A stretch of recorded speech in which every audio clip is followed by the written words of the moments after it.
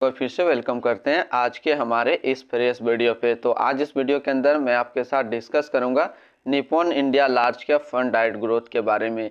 इसमें मैं आपके साथ डिस्कस करूंगा ये जो Nippon India large cap fund diet growth है, इसने पिछले 1 साल, 3 साल, 5 साल या फिर एनुअल रिटर्न क्या दिया है, आज के डेट में इसका एक एनएवी का प्राइस क्या है, ये कितने स्टार रेटिंग म्यूचुअल फंड है, इसमें मिनिमम एसआईपी अमाउंट आप क्या लगा सकते हैं और इसका फंड साइज क्या है। साथ ही साथ मैं आपसे डिस्कस करूंगा कि यदि आप Nippon India large cap fund diet growth के अंदर कुछ इन्वेस्टमेंट करते हैं तो आने वाले 1 साल, 3 साल, 5 साल के अंदर आपको क्या रिटर्न देखने को मिलेगा और इसके अंदर कौन कौन सा स्टॉक लिस्टेड है।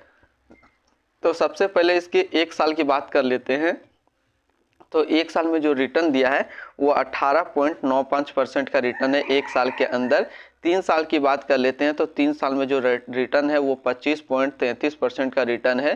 5 साल के रिटर्न की बात कर लेते हैं तो 5 साल में जो रिटर्न है वो 16.25% का रिटर्न है। और एनुअल रिटर्न की बात कर लेते हैं तो एनुअल रिटर्न जो है 15.79% का एनुअल रिटर्न है।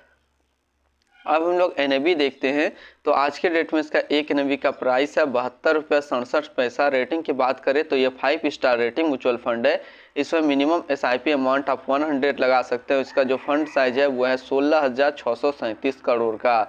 अब हम लोग रिटर्न कैलकुलेटर देखते हैं। रिटर्न कैलकुलेटर में देखेंगे कि यदि आप इस म्यूचुअल फंड के अंदर 5,000 रुपया पर मंथ एसआईपी कर रहे हैं तो आने वाले 1 साल, 3 साल, 5 साल के अंदर आपको क्या रिटर्न देखने को मिलेगा। तो बात कर लेते हैं हम लोग 1 साल का। तो 1 साल में जो आपका पैसा जमा होगा वो जमा होगा 60,000 रुपया, आपको मिलेगा 66,933 रुपया। 3 साल की बात कर लेते हैं तो 3 साल में जो आपका पैसा जमा होगा वो जमा होगा 1,80,000 रुपया, आपको मिलेगा 2,40,490 रुपया। 5 साल की बात कर लेते हैं तो 5 साल में जो आपका पैसा जमा होगा वो जमा होगा 3 लाख रुपया, आपको मिलेगा 4,97,343 रुपया। हम लोग होल्डिंग की बात कर लेते हैं तो इसके अंदर जो टोटल स्टॉक लिस्टेड है वो 52 स्टॉक लिस्टेड है, जिसमें से यदि हम टॉप 10 पे देखें तो टॉप 10 में नाम आता है एचडीएफसी बैंक लिमिटेड, दूसरा आईसीआईसी बैंक लिमिटेड, तीसरा रिलायंस इंडस्ट्रियल लिमिटेड, चौथा आईटीसी लिमिटेड, पांचवा स्टेट बैंक ऑफ इंडिया, छठा आता है हिंदुस्तान यूनिलीवर लिमिटेड, सातवां एक्सिस बैंक लिमिटेड, आठवां लर्सन एंड टर्बो लिमिटेड, नौवां है इन्फोसिस लिमिटेड और 10वां एचसीएल टेक्नोलॉजी लिमिटेड। तो ये टोटल टॉप 10 स्टॉक इसके अंदर लिस्टेड है। ऐसे इस म्यूचुअल फंड के अंदर जो टोटल स्टॉक लिस्टेड है वो 52 स्टॉक लिस्टेड है। अब हम लोग रिटर्न एंड रैंकिंग की बात कर लेते हैं।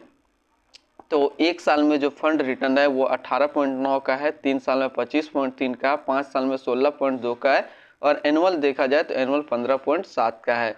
वहीं पे कैटेगरी एवरेज में देखते हैं तो 1 साल में जो रिटर्न है वो 11.3 का है, 3 साल में 16.4 का, 5 साल में 13.9 का।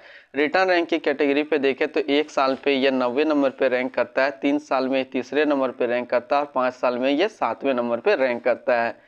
अब इसके आसपास यदि हम लोग सिमिलर फंड्स देखें तो कौन कौन सा इसके आसपास सिमिलर फंड्स है, वो है Nippon India large cap fund diet growth, ICIC Prudential blue chip fund diet growth, एडलवेसिस large cap fund diet growth, Baroda BNP परिभाष large cap fund diet growth और Canara डुबिको blue chip equity fund diet growth. तो इसके आसपास इतने सारे similar funds है।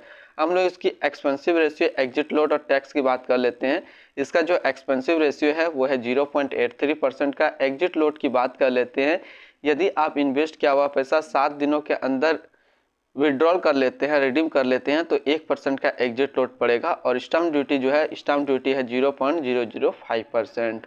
तो आज इस वीडियो के अंदर मैंने आपके साथ डिस्कस किया Nippon India large cap fund diet growth के बारे में।